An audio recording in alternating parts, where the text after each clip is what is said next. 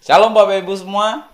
Seorang bapak yang sangat taat kepada akidah datang kepada saya dan bertanya, "Pak Jul, apa yang harus saya lakukan supaya malaikat maut tidak mendatangi anak saya, Pak? Saya belum ikhlas anak saya meninggal dunia di usia yang sangat relatif muda." Dan semua itu kami diskusikan dalam pertemuan saya dengan beliau di rumah sakit. Saya terkejut dengan pertanyaan beliau. Mau tahu jawaban saya? Tunggu video ini.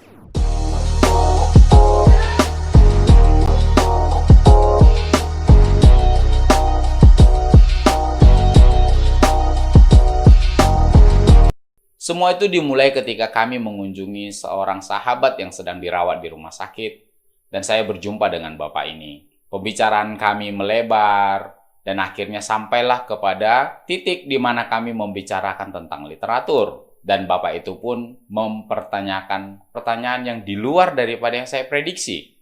Karena pertanyaannya, apa yang bisa dilakukan agar malaikat maut tidak mendatangi anak beliau? Dan dari perawakan beliau saya tahu bahwa beliau adalah seorang yang taat kepada akidahnya. Bagaimana hitam di jidat menunjukkan bahwa beliau adalah seorang yang taat sholat, dan ujung celana beliau di atas mata kaki menunjukkan bahwa beliau adalah seorang yang benar-benar taat dan meyakini serta menekuni akidahnya. Dan saya berkata kepada beliau dengan pertanyaan, "Apakah Bapak meyakini bahwa malaikat itu muslim, Pak?" Beliau jawab, "Saya yakin. Jangankan malaikat, jin pun ada yang muslim," kata beliau. Baik, karena kita bicarakan tentang muslim, sudah pasti kita harus bicara tentang literatur Islam, Pak. Saya katakan begitu ke beliau. Jadi, kita akan bahas literatur-literatur yang berkaitan dengan malaikat.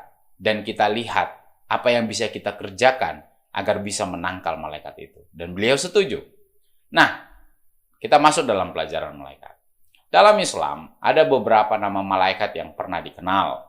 Jibril, tentu kita sudah tahu ya, adalah malaikat yang menyampaikan wahyu. Mikail, dia adalah malaikat yang mengurus hujan dan tanam-tanaman.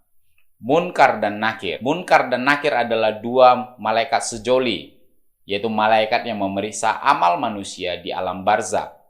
Bapak Ibu yang dari Kristen mungkin belum terbiasa mendengar nama barzakh. Nah, barzakh itu Bapak Ibu adalah suatu alam transisi di mana jasad dibuat di situ sampai nanti dibangkitkan pada hari kiamat.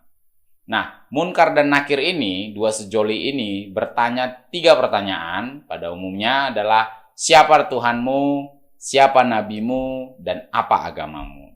Munkar dan Nakir tidak ada disebutkan di dalam Quran. Jadi kalau Bapak Ibu tanya di mana ayatnya Munkar dan Nakir, itu tidak akan pernah ditemukan di dalam teks Quran. Tetapi itu akan ditemukan di dalam hadis. Nah, Munkar dan Nakir dalam beberapa penelitian dan observasi, itu punya kesamaan dengan Dewa Nergal di Mesopotamia, dan namanya digunakan adalah Nakru dalam bahasa Assyria. Selain itu, ada lagi nama malaikat Israfil, Israel, Ridwan, Malik, Zabania, Harut dan Marut, dan seterusnya. Nah, kita belajar dulu beberapa sifat malaikat yang diyakini oleh saudara-saudara kita yang Islam. Yang pertama adalah, malaikat bisa tersiksa karena bawang. Baik bawang merah, bawang putih, atau bawang bakung. Ya terlihat aneh Bapak Ibu, tetapi inilah yang diyakini oleh saudara-saudara kita yang dari Islam. Jadi malaikat itu tersiksa karena bau bawang.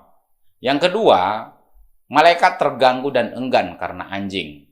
Jadi kalau Bapak Ibu memelihara seekor anjing berdasarkan kepercayaan saudara-saudara kita yang dari Islam, maka malaikat enggan masuk ke rumah Anda.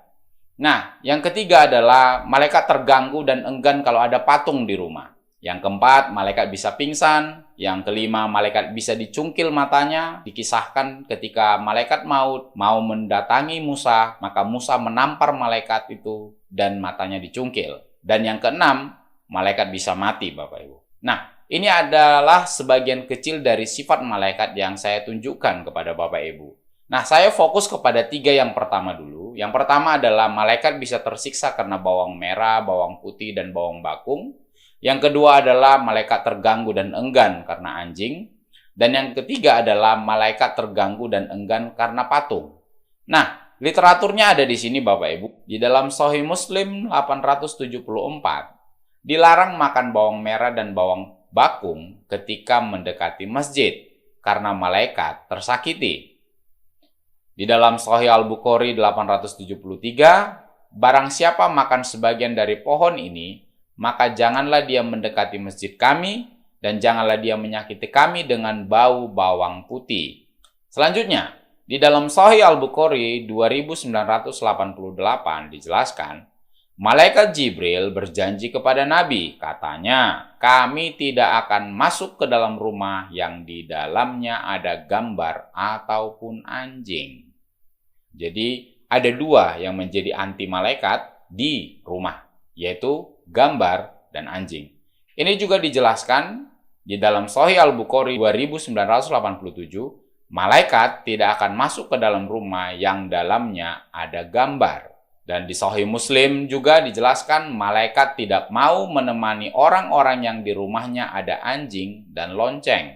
Dalam Sunan Ibnu Majah, dijelaskan malaikat tidak akan masuk ke dalam rumah yang di dalamnya terdapat anjing dan gambar. Jadi dari literatur-literatur ini Bapak Ibu, kita sudah mendapat beberapa yang bisa menjadi anti malaikat, termasuk malaikat maut. Nah, apa yang saya sampaikan kepada beliau? Yang pertama, saya sampaikan siapkan banyak-banyak bawang merah, bawang putih, dan bawang bakung. Yang kedua adalah pelihara anjing di rumah. Jadi ketika ada anjing di rumah, malaikat maut juga tidak bisa masuk. Nah, yang ketiga adalah kelilingi anak Anda dengan patung dan gambar-gambar serta lonceng. Jadi ada 3 yang bisa kita kerjakan. Saya katakan ke beliau, berdasarkan literatur ini.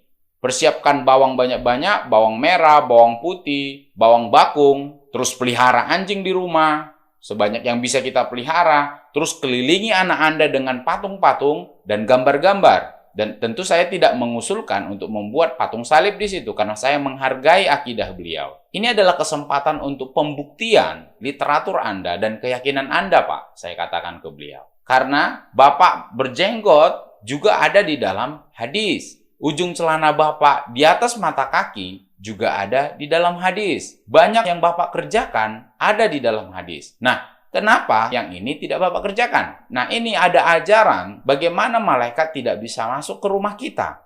Kenapa tidak dicoba dulu? Saya katakan ke beliau. Dan akhirnya beliau mencoba. Dan Anda tahu apa ujungnya Bapak Ibu dari semua ini? Akhirnya anak beliau meninggal dunia. Nah, ketika anak Bapak ini meninggal dunia, apa kesimpulan yang bisa kita dapat Bapak Ibu? Jadi harapan saya melalui video ini Bapak Ibu, Anda bisa lihat perspektif dan pandangan saudara-saudara kita yang dari Islam tentang malaikat. Silahkan tuliskan komentar Anda. Tunggu video selanjutnya. Tuhan Yesus memberkati.